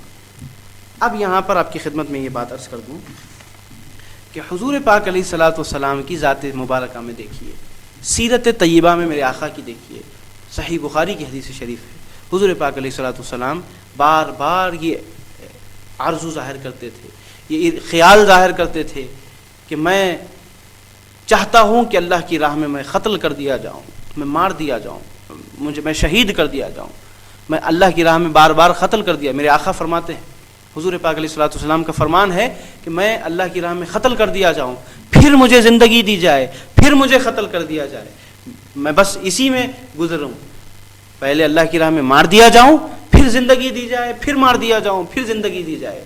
تو عزیزان گرامی، جب یہ اظہار کیا تو یہ جوہر شہادت بنی، یہ اظہار حضور پاک علیہ الصلوۃ والسلام کا، یہ اظہار تصور کہ میں اللہ کے لیے قتل کر دیا جاؤں، اللہ کی راہ میں قتل کر دیا جاؤں، یہ جوہر شہادت میرے آقا کی سیرت میں، میرے آقا کی ذات گرامی میں تھا، میرے آقا صلی اللہ علیہ وسلم کی ذات گرامی میں جوہر شہادت تھا۔ زمانے نے جوہر شہادت میرے آقا صلی اللہ علیہ وسلم کی ذات گرامی میں دیکھا، اور وہ جوہر تھا بول ہی کہ تو میرے آقا نے بنفس نفیس 30 سے زیادہ غزوات میں شرکت فرمائی، 30 سے زیادہ غزوات میں میرے آقا نے نفس نفیس شرکت فرمائی۔ غزوہ بدر میں دیکھیے، غزوہ خندق میں دیکھیے، غزوہ احد میں دیکھیے، اور 30 سے زیادہ غزوات ہیں جس میں میرے آقا نے شرکت بنفس نفیس فرمائی۔ تو یہ جوہر شہادت تھا بول کے تو اللہ تبارک و تعالیٰ کے حبیب نے شرکت کی، ورنہ پھر جوہر شہادت اگر نہیں ہوتا تو شرکت کیسے ہوتی؟ تو پتہ یہ چلا کہ شہادت کے لیے جو دو چیزیں درکار ہے، جوہر شہادت، وہ تو اللہ کے حبیب کی حیات طیبہ میں ظاہر ہو گئی، معلوم ہو گیا کہ اللہ کے حبیب اللہ کی راہ میں شہید ہونے کی نیت اور اللہ کے حبیب اللہ کی راہ میں شہید ہونے کی آرزو رکھتے ہیں۔ پھر اب عمل شہادت کی طرف آئے، جوہر شہادت تو اللہ کے حبیب کی ذات میں تھا، عمل شہادت کی طرف آئے۔ میرے آقا صلی اللہ علیہ وسلم، جیسا کہ میں نے ابھی عرض کیا، 30 سے زیادہ معرکوں میں شرکت کی، 30 سے زیادہ غزوات میں شرکت کی۔ عمل شہادت کے لیے سب سے پہلی جو چیز ہے معرکے میں شرکت کرنا، غزوے میں یا معرکے میں شرکت کرنا عمل شہادت کے لیے پہلی چیز درکار ہے، جو میرے آقا کی حیات طیبہ میں وہ ملتی ہے۔ 30 سے زیادہ غزوات میں اللہ کے حبیب نے شرکت کی، اور پھر دشمن کا وار ہوا۔ غزوہ احد کی واقعات گواہ ہے کہ اللہ کے حبیب دشمن کے وار کی زد میں آئے، دشمن نے اللہ کے حبیب کی ذات گرامی پر وار بھی کیا۔ دوسری چیز بھی فلفل ہو گئی یہاں پر۔ تیسری چیز یہ کہ اللہ کے حبیب زخمی ہوئے، تو پھر عزیزان گرامی تیسری جو چیز ہونا تھا کہ دشمن کے وار سے زخمی ہونا، تو اللہ کے حبیب علیہ الصلوۃ والسلام یقیناً دشمن کے وار سے زخمی بھی ہوئے۔ اب یہ جو شہادت کے تکمیل کے لیے، شہادت کی تکمیل کے لیے چوتھی چیز درکار تھی، وہ تھا اسی حالت میں اللہ کے حبیب کا وصال ہونا۔ عزیزان گرامی، یہاں ایک بات آپ کو سمجھاتا ہوں کہ اللہ کے حبیب علیہ الصلوۃ والسلام کا وصال کسی دشمن کے ہاتھ سے نہیں ہو سکتا تھا، اس لیے کہ اللہ تبارک و تعالیٰ کا وعدہ ہے۔ اللہ نے فرمایا واللہ یعصمک من الناس، اے حبیب ہم نے آپ کو لوگوں کی دشمنیوں سے محفوظ کر لیا، اب کسی کی یہ مجال نہیں ہے کہ وہ آپ کو قتل کر سکیں۔ اے حبیب کوئی آپ پر حملہ کر کے آپ کو قتل کرے، یہ کسی کی مجال نہیں، ہم نے آپ کو ان لوگوں کے اس طرح کے اعمال سے محفوظ کر لیا، لہٰذا آج سے آپ ہماری حفاظت میں ہے۔ یہ اللہ تبارک و تعالیٰ کا وعدہ ہوا، اللہ کا وعدہ ہے واللہ یعصمک من الناس، اے حبیب آپ کسی دشمن کے حملے سے آپ کا قتل نہیں ہوگا، دشمن کے حملے سے آپ کو موت نہیں آئے گی، آپ کی حفاظت اب ہمارے ذمے ہے۔ اللہ نے حفاظت کا ذمہ لے لیا۔ بات یہاں یہ سمجھانا چاہتا ہوں کہ عمل شہادت کے لیے 4 چیزیں درکار تھی، جو 3 چیزیں تو آپ نے حیات نبوت میں پا لی، چوتھی چیز جو ہونا تھا وہ موقوف ہو گئی یعنی ٹل گئی، رکا دی گئی، تھوڑے دیر کے لیے رکا دی گئی، موقوف ہو گئی، اس لیے کہ وعدہ الہی بیچ میں آیا۔ وعدہ الہی یہ ہے، منشا الہی، وعدہ الہی یہ ہے کہ اللہ تبارک و تعالیٰ کا وعدہ ہے کہ اللہ کے حبیب پر کسی قسم کا نقصان دہ حملہ کوئی انسان نہیں کر سکتا، چاہے دشمن ہو، دشمن کوئی حملہ نہیں کر سکتا، اور اس حال میں میرے آقا کی موت نہیں ہو سکتی۔ یہ اٹل ہے، یہ وعدہ الہی ہے۔ یہ جو وصال ہونا، اس حالت میں مرنے کی بات ہے، اس حالت میں اس دنیا سے چلے جانے کی بات ہے، اس کو موقوف کر دیا گیا۔ اور یہ غزوہ احد گواہ ہے کہ اس وقت میرے آقا صلی اللہ علیہ وسلم کی شہادت کا چرچا بھی اٹھ گیا، افواہ بھی پھیل گئی۔ وہ حدیث پاک مشہور ہے، جو ایک خاتون آتی ہے میرے آقا کی شہادت کی افواہ سن کر، حضور پاک علیہ الصلوۃ والسلام کی محبت و وارفتگی میں آ جاتی ہے اور پوچھتی ہے کہ میرے سرکار کیسے ہیں۔ اس سے روک کر کہا جاتا کہ تیرے بیٹے کو قتل کر دیا گیا، کہتی ہے کہ مجھے پرواہ نہیں ہے میرے سرکار کیسے ہیں۔ اسے پھر روک کر کہا جاتا تیرے شوہر کو قتل کر دیا گیا، وہ کہتی ہے کہ مجھے پرواہ نہیں ہے میرے سرکار کیسے ہیں۔ پھر کہا جاتا تیرے باپ کو قتل کر دیا گیا، مجھے پرواہ نہیں میرے سرکار کیسے۔ تو افواہ پھیل جاتی شہادت کی۔ میرے آقا کی شہادت تو ہوئی نہیں، افواہ پھیل گئی، اور شہادت میرے آقا صلی اللہ علیہ وسلم کی موقوف ہو گئی۔ اس وعدہ الہی آڑ بیچ میں آئے، وعدہ الہی کی وجہ سے شہادت، میرے آقا صلی اللہ علیہ وسلم کی شہادت موقوف ہو گئی۔ عمل شہادت کے 3 حصے سیرت محمدی میں پائے گئے۔ اب یہاں سے اللہ تبارک و تعالیٰ نے حضور پاک علیہ الصلوۃ والسلام کو شہادت دینا بھی ہے، اور پھر وعدہ الہی، منشا الہی یہ ہے کہ دشمن کے وار سے میرے حبیب کو موت آ ہی نہیں سکتی۔ ایک طرف شہادت کا دیا جانا بھی امپورٹنٹ ہے، جب تک شہادت میرے حبیب کی دامن میں نہ آئے پھر وہ کسی کے لیے فضیلت والی نہیں ہو سکتی۔ اللہ کا یہ منشا ہے۔ پھر اللہ کا یہ بھی منشا ہے کہ کوئی دشمن میرے حبیب پر قاتلانہ حملہ نہیں کر سکتا، نہ میرے حبیب اس حالت میں اس دنیا سے جا سکتے۔ یہ بھی منشا اللہ کا، وہ بھی منشا اللہ کا۔ تب اللہ تبارک و تعالیٰ نے ایک اپنی قدرت کا کرشمہ دنیا کو دکھایا۔ عزیزان گرامی، میرے حضور صلی اللہ علیہ وسلم کے نور کو تقسیم کیا، حضور پاک علیہ الصلوۃ والسلام کے نور کو تقسیم کیا سیدنا امام حسن اور امام حسین علیہ السلام کی ذات گرامی۔ یہ دونوں ذوات گرامی میں اللہ کے حبیب کا نور تقسیم ہوا۔ سیدنا ابو بکر رضی اللہ تعالیٰ عنہ دیکھ کر شہزادوں کو کہتے، امام حسن کو دیکھ کر کہتے کہ شہزادے، امام حسن سے کہتے شہزادے آپ اپنے باپ یعنی علی پر کم گئے، نانا پر زیادہ گئے ہیں۔ آپ اپنے والد علی پر کم گئے، علی کے جیسے کم دکھتے، آپ سے علی کی مشابہت بہت کم ہے، لیکن آپ کو تو مشابہت مصطفیٰ نصیب ہوئی ہے۔ آپ حضور پاک علیہ الصلوۃ والسلام کے مشابہ ہیں، ان میرے آقا کے جیسے دکھتے ہیں۔ والد پر کم گئے، آپ اپنے نانا پر زیادہ گئے۔ نور مصطفیٰ کی تقسیم ہوئی باضابطہ، اس کے لیے بھی احادیث مبارکہ ہے۔ پھر حضور پاک علیہ الصلوۃ والسلام کی ارشادات بھی ہیں۔ مولا علی شیر خدا فرماتے ہیں، حضرت علی شیر خدا رضی اللہ تعالیٰ عنہ فرماتے ہیں، جامع ترمذی میں حدیث پاک ہے، امام ترمذی نے اس حدیث کو لایا، امام احمد نے اور پھر کئی ائمہ حدیث نے اس حدیث شریف کو لایا ہے۔ مولا علی شیر خدا فرماتے ہیں کہ سر سے لے کر کمر تک بعینی ہی مکمل یہ ایک عکس تھا، عکس مصطفیٰ کا۔ حضور پاک علیہ الصلوۃ والسلام کے سر سے کمر تک کا جو حصہ تھا وہ حسن میں آیا، اور کمر سے لے کر پیروں تک، کمر سے لے کر فٹ تک یعنی انگوٹوں تک، آخری پیر کا آخری حصے تک وہ حصہ حسین کے عکس میں آیا، حسین کے حصے میں آیا۔ یعنی حضور پاک علیہ الصلوۃ والسلام کا نور 2 حصوں میں منقسم ہوا، تقسیم ہوا۔ ایک حصہ امام حسن کے حصے میں آیا، ایک حصہ امام حسین کے حق میں آیا۔ حصہ اولا سر سے لے کر کمر تک امام حسن کے حق میں آیا، جس کو حضرت علی فرماتے ہیں بالمشافہ، دیکھنے میں اللہ کے حبیب علیہ الصلوۃ والسلام کو دیکھنے جیسا دکھتا تھا۔ حضرت امام حسن کو جب دیکھیں سر سے لے کر کمر تک، اور پھر کمر سے لے کر پاؤں تک حضرت امام حسین کو دیکھیں تو سیدنا سید عالم صلی اللہ علیہ وسلم کا عکس نظر آتا تھا۔ تو یہ نور تقسیم ہوا، نور کے تقسیم ہونے کی بھی وجہ ہے یہاں۔ نور کے تقسیم ہونے کی وجہ کیا ہے؟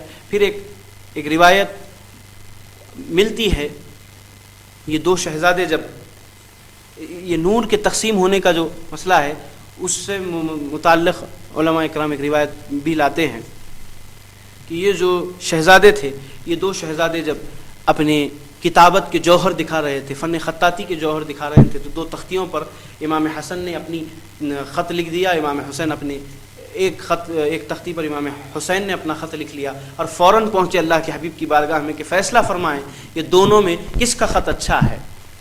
پھر وہ میرے آقا صلی اللہ علیہ وسلم فرمائے کہ میں یہ فیصلہ نہیں کروں گا، یہ فیصلہ جاؤ علی سے لے لو۔ تو فوراً شہزادے علی سیدنا علی کے پاس آتے، حضرت علی سے پوچھتے کہ ہم دونوں کے خط میں، ہم دونوں کی ہینڈ رائٹنگ کس کی اچھی ہے، تھوڑا سا آپ اس میں فیصلہ کریں۔ حضرت علی فرماتے ہیں کہ یہ فیصلہ تمہاری ماں بہتر کر سکتی ہے، تم جاؤ۔ بی بی فاطمہ الزہرا کے پاس جب پہنچے تو بی بی فاطمہ کے ہاتھ میں 7 موتیاں تھیں۔ بی بی فاطمہ فرماتی ہیں کہ میں یہ فیصلہ نہیں کروں گی، فیصلہ اللہ کے ہاتھ میں چھوڑوں گی، اس گمان سے کہ کہیں اس شہزادے کے حق میں فیصلہ گیا تو اس شہزادے کی دل شکنی نہ ہو جائے، اس شہزادے کے حق میں فیصلہ ہو گیا تو اس شہزادے کی دل شکنی نہ ہو جائے۔ اس خیال سے اللہ تبارک و تعالیٰ کے حبیب نے پہلے حضرت علی کے پاس بھیج دیا، حضرت علی نے پھر اسی خیال سے بی بی فاطمہ کے پاس بھیج دیا۔ بی بی فاطمہ کے پاس جب آئے تو بی بی فاطمہ نے اس فیصلے کو اللہ کے اوپر چھوڑ دیا۔ بی بی فاطمہ کے پاس جب آئے تو اللہ کے اوپر فیصلہ یہ چھوڑا گیا۔ سیدنا فاطمہ الزہرا سلام اللہ علیہا نے کیا یہ کہ 7 موتی میرے ہاتھ میں ہیں، میں اس کو اچھالوں گی، جس کی تختی پر زیادہ موتی گرے اس کا خط اچھا ہے، یہ فیصلہ میں اللہ کے ہاتھ میں چھوڑوں گی۔ بہرحال تختیوں کو رکھا گیا، دونوں کے سلیٹس رکھے گئے، اس پہ تختیوں پر موتی اچھالے گئے۔ جب موتی اچھالا گیا تو اللہ تبارک و تعالیٰ کی طرف سے قدرت کا ایک کرشمہ وہاں دیکھا کہ 3 موتی ان کی تختی پر آئے اور 3 موتی امام حسین کی تختی پر آئے۔ ایک موتی کو معلق لٹکایا گیا، حکم ہوا حضرت جبریل کو کہ وہ ایک موتی کے 2 حصے کیے جائیں، آدھا موتی ادھر گرے اور آدھا موتی ادھر گرے، تو برابر 3.5 موتی ادھر گرے، 3.5 موتی ادھر گرے۔ اس سے علماء بتلاتے ہیں کہ یہ نور مصطفیٰ کی برابر تقسیم کی طرف اشارہ ہے، یہ نور مصطفیٰ کی برابر تقسیم کی طرف اشارہ ہے۔ تو عزیزان گرامی، حضور پاک علیہ الصلوۃ والسلام کے اس نور کو تقسیم کیا گیا، نور حسن آدھا حصہ نور حسن میں آیا، امام حسین میں آدھا حصہ آیا۔ اس کے بعد اب دیکھیے شہادت کا وہ معاملہ ابھی باقی ہے۔ میرے آقا صلی اللہ علیہ وسلم کی شہادت کے 3 عمل وہاں ظاہر ہوئے تھے، ایک عمل باقی تھا۔ تو اللہ تبارک و تعالیٰ کا یہ منشا تھا کہ ظاہری طور پہ میرے حبیب کو تو کوئی شہید نہیں کر سکتا، لیکن نور مصطفیٰ کو تقسیم کیا گیا، ایک حصہ امام حسن کے حق میں آیا، دوسرا امام حسین کے حق میں آیا۔ امام حسن کو بھی شہادت ملی، امام حسین کو بھی شہادت ملی، اور شہادت کی 2 قسمیں ہوتی، شہادت کی ایک قسم ہوتی شہادت ظاہری اور ایک قسم ہوتی شہادت خفی۔ شہادت خفی اس شہادت کو کہتے ہیں جس میں شہید کرنے والا قاتل بھی چھپا ہوا ہوتا ہے، اور جس چیز سے قتل کیا جاتا وہ چیز بھی چھپی ہوئی ہوتی ہے۔ امام حسن کے حصے میں شہادت خفی آئی، امام حسن کے حصے میں شہادت خفی آئی اس مناسبت سے کہ آپ کو زہر دیا گیا، زہر دینے والا بھی چھپا ہوا ہے، اور کیا زہر، کس چیز میں زہر ملایا گیا وہ بھی چھپی ہوئی تھی۔ تو اس اعتبار سے شہادت خفی امام حسن کے حصے میں آئی، اور شہادت ظاہری امام حسین کے حصے میں آئی، جو کہ معرکہ کربلا میں سیدنا امام حسین پر حملہ بھی ہوا، حملہ کرنے والا بھی نظر آیا، جس سے حملہ کیا گیا وہ بھی نظر آیا۔ اس میں سیدنا امام حسن اس شہادت عمل شہادت میں امام حسن بھی اس دنیا سے گئے، عمل شہادت میں امام حسین بھی اس دنیا سے گئے۔ تو اس شہادت حسین در حقیقت یہ شہادت محمدی کہلائی، اس لیے اس اعتبار سے کہ وہاں محمد رسول اللہ صلی اللہ علیہ وسلم کی وفات واقع نہیں ہوئی تھی۔ اب اللہ تبارک و تعالیٰ کا جیسا وعدہ تھا کہ دشمن نہیں مار سکے گا، دشمن کا قتل نہیں ہوگا، تو وہاں وعدہ الہی غالب آیا۔ اللہ تبارک و تعالیٰ نے شہادت دینا ہے اپنے حبیب کو، اس منشے کے تحت قدرت کے کرشمے کے ذریعے دو حصے کیے نور مصطفیٰ کے، اور ایک حصہ نور حسن ہوا، ایک حصہ نور حسین ہوا. ایک جو شہادت خفی ہوئی وہ نور حسین نور حسن کے ذریعے ہوئی، اور شہادت ظاہری جو ہوئی شہادت حسین کے ذریعے ہوئی. تو یہ دونوں شہادتوں کا جمع حضور پاک علیہ الصلوۃ والسلام کی سیرت میں اس طرح داخل ہوا جیسے دیگر نعمتیں اور داخل ہوئی. اب شہادت حسین کو شہادت محمدی کہا گیا، شہادت حسن کو شہادت محمدی اس لیے کہا گیا کیونکہ یہ نوروں کی تقسیم کے ذریعے اللہ تبارک و تعالیٰ نے شہادت میرے آقا صلی اللہ علیہ وسلم کو شہادت کی نعمت سے سرفراز فرمایا، پھر وہ نعمت کی وجہ سے سارے لوگوں کو شہادت بانٹا، پھر اس شہادت کی وجہ سے پھر سارے لوگ سارے شہید فضیلت والے ہوئے، بڑے مقام و مرتبے والے ہوئے. اس امر کو سمجھنے کی ضرورت ہے کہ میرے آقا صلی اللہ علیہ وسلم کی شہادت امام حسن اور امام حسین کی شہادت کے ذریعے ہوئی. یہ جو نعمت شہادت حضور پاک علیہ الصلوۃ والسلام کو ملی تو اللہ تبارک و تعالیٰ کی مرضی و منشے کے مطابق یہ دونوں شہزادوں کی شہادتیں در حقیقت کہلائی گئی شہادت محمدی. یہ اس لیے اس شہادت کو اتنا دوام، اتنی شہرت حاصل ہے کیونکہ یہ شہادت در حقیقت شہادت محمدی ہے. اس لیے یہ شہادت کو دوام اور شہرت اور شہادت عظمیٰ کا قرار دیا گیا. تاریخ اسلام کی سب سے بڑی شہادت اس لیے کہا گیا کیونکہ یہ شہادت حسین کی ظاہری طور پہ تو نظر آئے لیکن حقیقت میں یہ شہادت محمدی ہے. اس حدیث پاک کی طرف آپ کو لے چلوں جو ابتدا میں نے کہی تھی، حسین منی و انا من الحسین، حسین مجھ سے ہے اور میں حسین سے ہوں. در حقیقت یہ اس شہادت کی طرف اشارہ تھا کہ شہادت حسین کی ہوگی تو وہ شہادت میری ہوگی اور میری شہادت حسین کی شہادت ہوگی. اس امر کی طرف میرے آقا نے اپنے اس ارشاد سے لوگوں کو اشارہ دیا تھا. یہ بات اور ہے کہ سمجھنے والے سمجھے، نہ سمجھنے والے نہیں سمجھے. پیغام پہنچانا یہ ہے کہ اس شہادت کو جو شہرت اور دوام اور حاصل ہے، جو شہادت عظمیٰ کے نام سے یہ یاد کی جاتی ہے، جب کبھی محرم آ جاتا ہے تو بڑی پیمانوں پر اس شہادت کے تذکروں کا اہتمام ہوتا ہے. تو اس کی وجہ، اس کا پس منظر یہ ہے کہ یہ شہادت امام حسین ہی کی نہیں ہے، یہ شہادت نور محمدی ہے اور یہ شہادت سیرت محمدی کا باب ہے، پارٹ ہے. میرے آقا صلی اللہ علیہ وسلم کی سیرت کا باب شہادت حسین پر ختم ہوتا ہے. اس بات کو سمجھنا مقصود تھا. اللہ تبارک و تعالی ہم تمام کو شہادت حسین اور اس کے پیچھے چھپے ہوئے رموز اور جو راز ہے اس کو سمجھنے کی توفیق عطا فرمائے. الہ العالمین، یہ جو حقیقت اور یہ جو راز بیان کرنے کی بات بتانے کی کوشش کی گئی، جرت کی گئی، مولا اس کو قبول فرما اور بآسانی لوگوں کو اس کو سمجھنے کی توفیق عطا فرما. الہ العالمین، یہ جو نشا ٹی وی، نشا اسلامک کی طرف سے اہتمام کیا گیا شاہ دینست حسین کے نام سے، امام حسین کی پیغام کو، امام حسین کی شہادت کی واقعات کو، امام حسین کی عظمت کو لوگوں تک پہنچانے کا جو اہتمام کیا گیا، مولا یہ نشا اسلامک کے ہمارے جو بیگ صاحب ہیں ان کو الہ العالمین اس کا اجر عظیم عطا فرما. وآخر الدعوانا ان الحمدللہ رب العالمین وما علینا الا البلاغ. انسانیت کو حق کا اشارہ حسین ہے،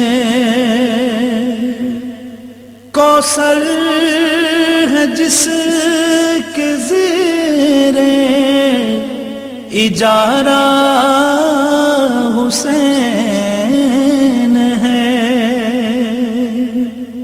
سمجھو نہ صرف اس میں شہید رہے وفا،